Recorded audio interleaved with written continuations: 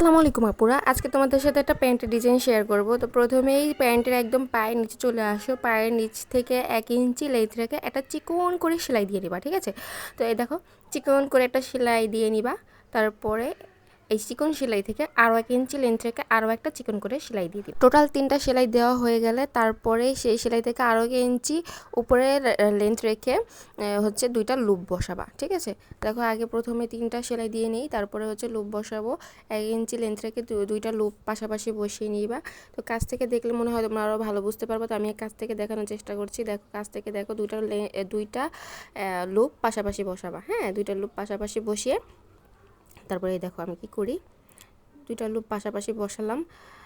বসানো হয়ে গেলে তারপর হচ্ছে এভাবে ঘুরিয়ে আনবা, ঘুরিয়ে আনলে কিন্তু একটা ডিজাইন হয়ে গেলে, দেখো 2টা ঘুরিয়ে নিয়ে আসলেই কিন্তু ডিজাইন হয়ে যাবে।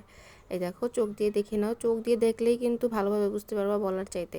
এই দেখো, বসানো হয়ে গেল, ডিজাইন হয়ে গেল। যার যেভাবে পছন্দ, 2টা 3টা 4টা, যা যেটা ভালো লাগে বসাই নিবা। তারপরে উপর থেকে কাপড়টা ভাঁজ করে না একটা চাপ সেলাই দিয়ে দিবা, শেষ। সুন্দর একটা ডিজাইন হয়ে গেল। তারপর নিচে একটা প্যানেল তৈরি করবো। তো প্যানেলটা আগে থেকে তৈরি করা আছে, তো সেটা এখন শুধু জাস্ট বসিয়ে দিব। যে দেখো, জাস্ট এখন বসিয়ে দিলাম। প্যানেলের যদি ডিজাইন তোমরা দেখতে চাও তাহলে অবশ্যই আমাকে কমেন্ট করে জানাবা, তাহলে আমি অবশ্যই তোমাদেরকে দেখিয়ে দেবো। তারপরে চাপ সেলাই দিয়ে নেবো এটার উপর দিয়ে আরও একটা, তাহলে কিন্তু ডিজাইনটা ফাইনাল হয়ে যাবে। তো পুরো দেখতে থাকো, আর যেই অংশটা না বুঝবো অবশ্যই কমেন্টে জানাবা, আমি তোমাদেরকে বুঝিয়ে দেওয়ার চেষ্টা করব। ফাইনালটা দেখো। তো সবাই ভালো থাকো, সুস্থ থাকো, আল্লাহ হাফিজ।